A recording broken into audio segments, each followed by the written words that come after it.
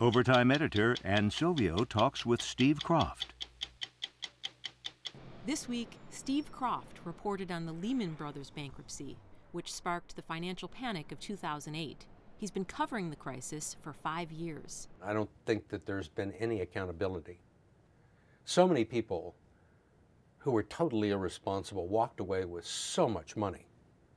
And some people were taken totally to the cleaners. It was a disgrace. It was a disgrace. There were a lot of people involved. Steve began reporting this story in real time as the house of cards began to fall in 2007. His first story, on trouble in the U.S. housing market, aired months before the Wall Street collapse. In the last 6 months, Americans have seen their investments shrink, their property values plummet, and the country edge closer towards a recession. When you were working on that piece, did you know where this story would lead? I think that we knew it was going to get pretty big. I'm not quite sure we knew that Lehman Brothers was going to go bankrupt, for example. But we knew that Wall Street was in for a very rough ride. At the heart of the problem is something called the subprime mortgage crisis, which began last summer and continues to ricochet through the economy. Frank Devine was Steve's producer on that first story. It was a piece that we worked on all summer and fall, trying to just learn that first, what at the time we thought was a mortgage crisis, a subprime mortgage crisis, which is a phrase that was new to us all. It was a crisis spotty over the country and then widening hundreds of billions of dollars, but not trillions. We had no idea of the trillions. You did that first story while it was still brewing. You know, the storm was gathering at that point.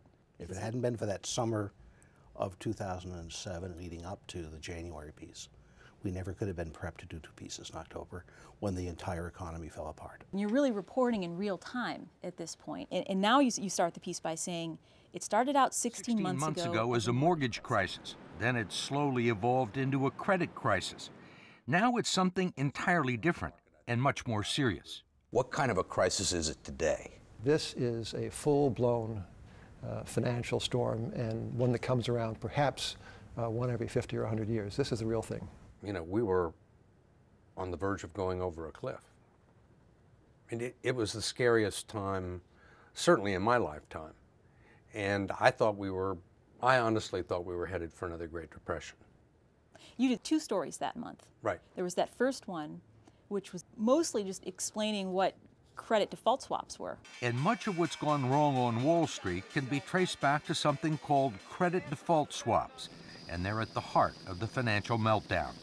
Then you did a second story 3 weeks later explaining derivatives and also the deregulation that led to this whole mess. Right. Many of the deals that helped create the current financial crisis would have been illegal during most of the 20th century. To me, one of the scariest things about the fall of 2008 was that nobody really knew what was going on. Nobody really knew what could happen next. How difficult was it just to figure out that stuff? It was like going to graduate school.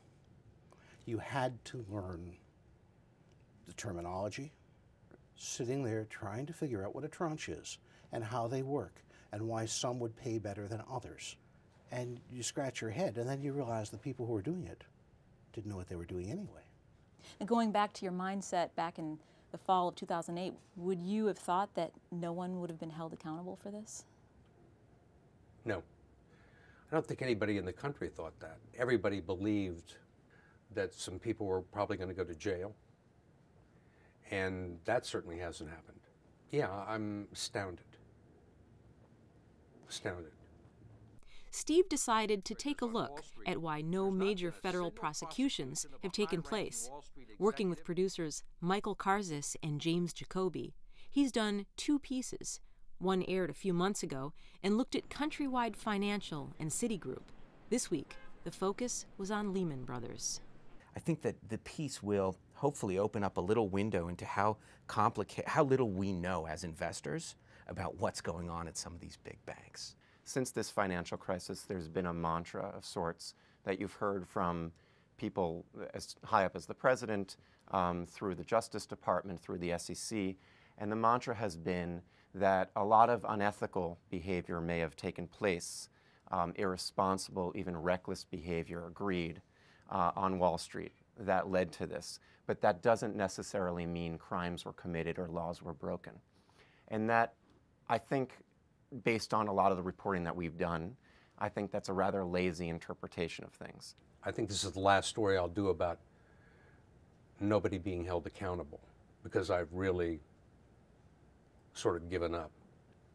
I don't think that the federal government, either the SEC or the Justice Department, are going to bring any cases against individuals.